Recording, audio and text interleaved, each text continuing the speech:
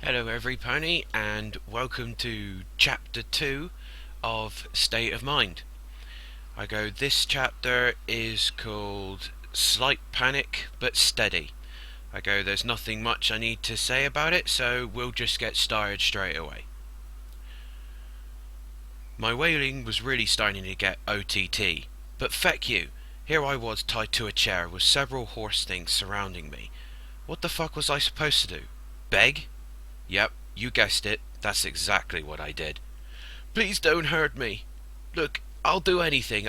I'll brush your manes. You like that stuff, right? Or better yet, I'll just leave, and no one has to know about this. For God's sake, just don't tear my heart out.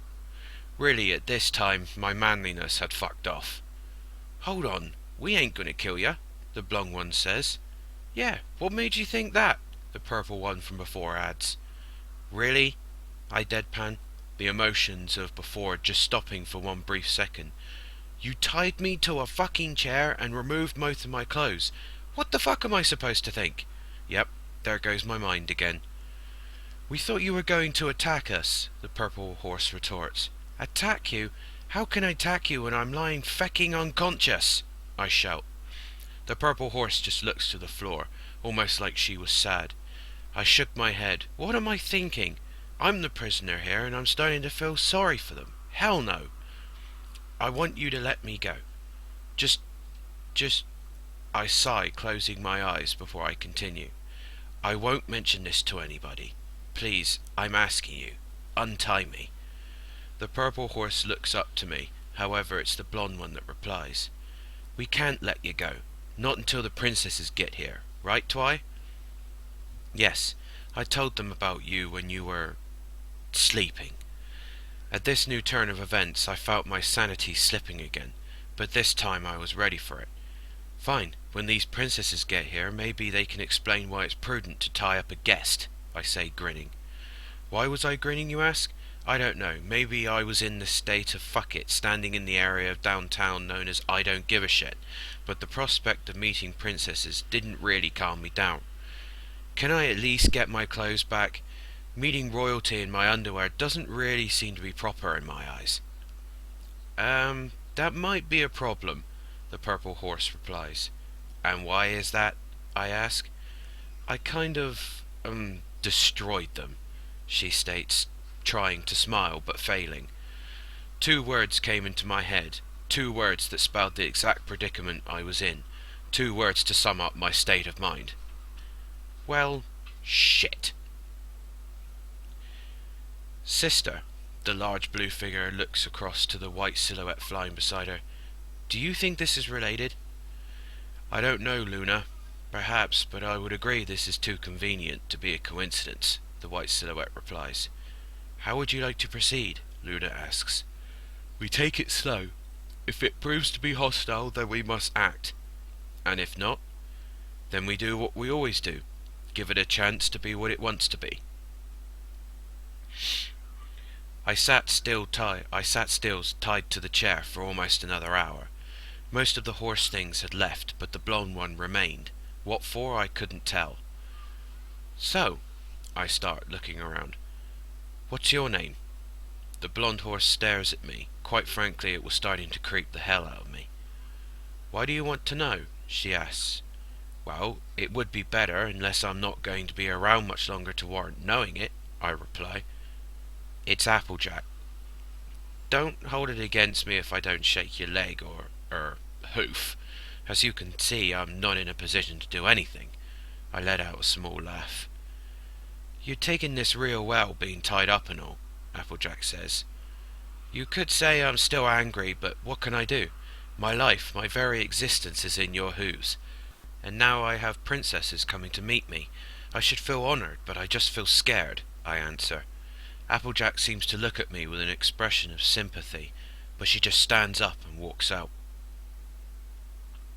Exiting the room, Applejack sees the other girls sitting by the large round table near the middle of the library. She hears them talking about the creature next door, and most of it was bad since it was coming from Rainbow Dash. Come on, Twilight, we should just throw him in the Everfree Forest. He would be better off out there. How can you say that, Dash? He's an intelligent being.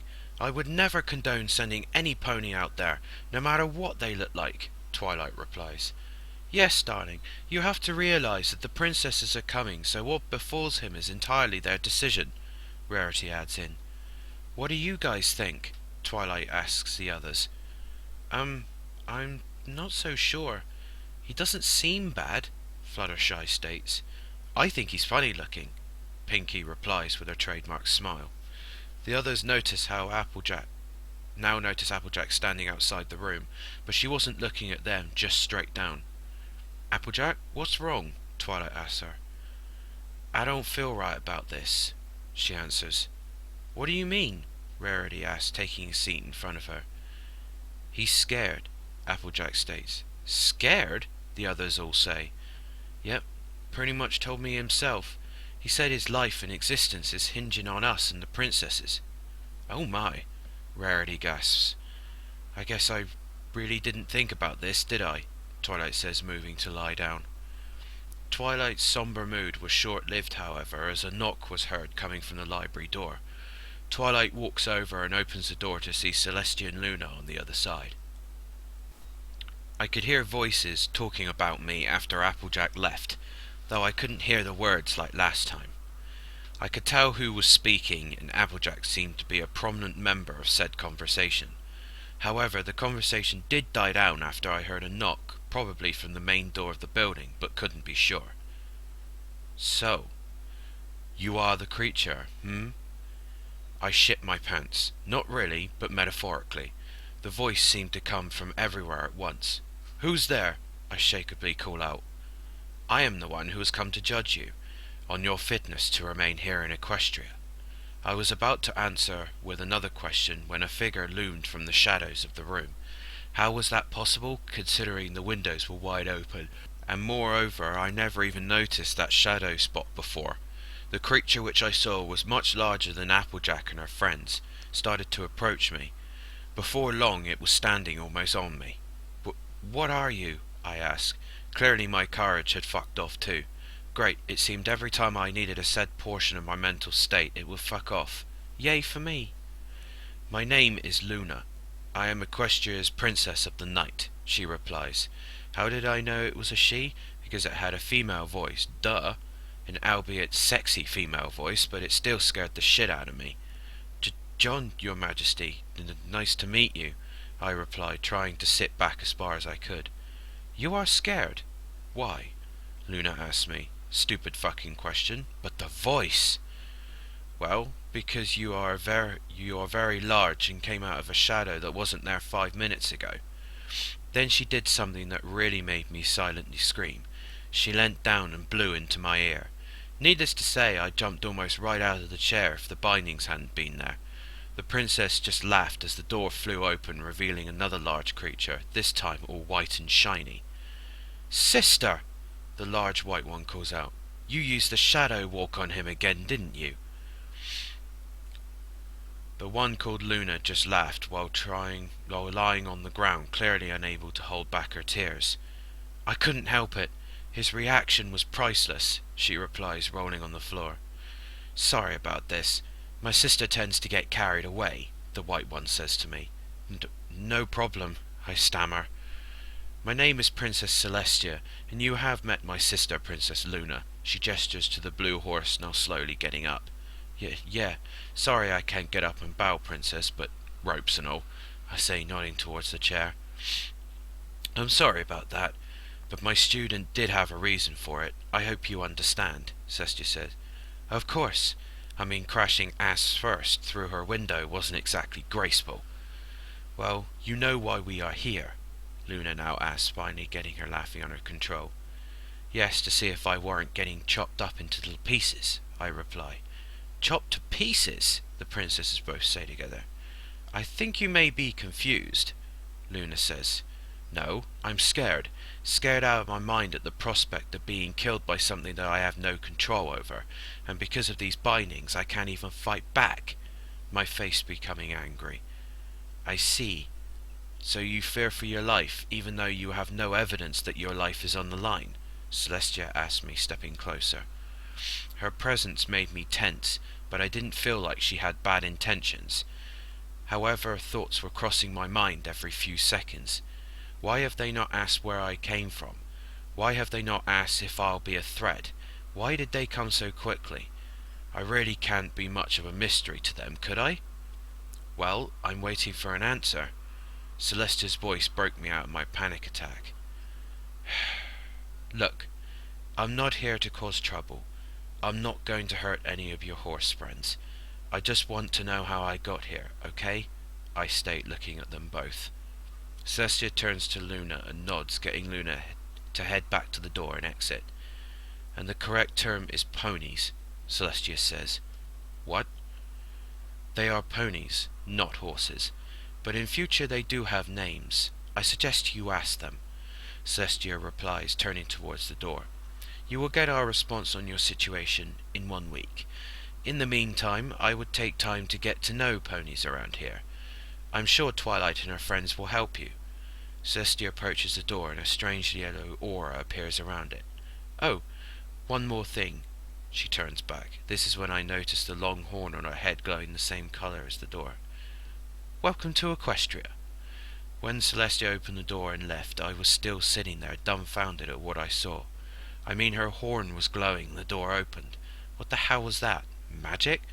I really wanted to massage my temples until I saw that my bindings were still holding me down. Princess, is he alright? Twilight asks. Twilight and her friends had waited patiently in the other room. John has no evil intentions, that I could tell, Celestia answers. John? Rarity questions.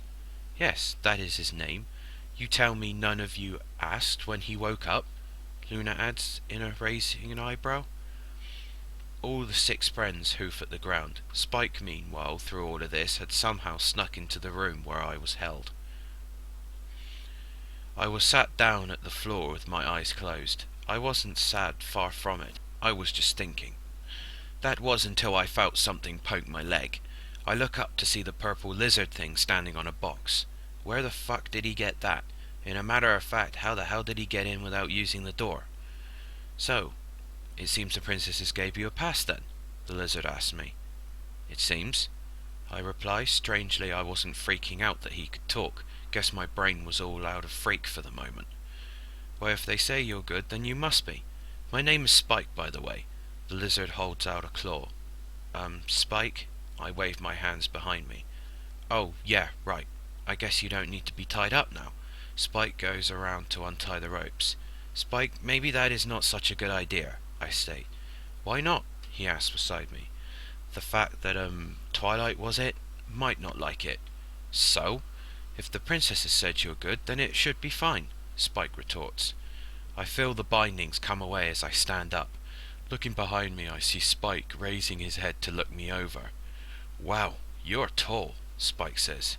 Yeah, about 6 feet the last time I checked, I reply, rubbing my wrists. Anyway, thanks, Spike. No problem.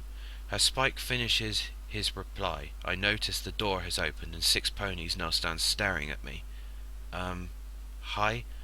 My 2 words had not ended for more than 3 seconds before some sort of ray of light hits me and I black out. Though my brain did manage to get 1 sentence forward, just not by mouth. Oh, for fuck's sake!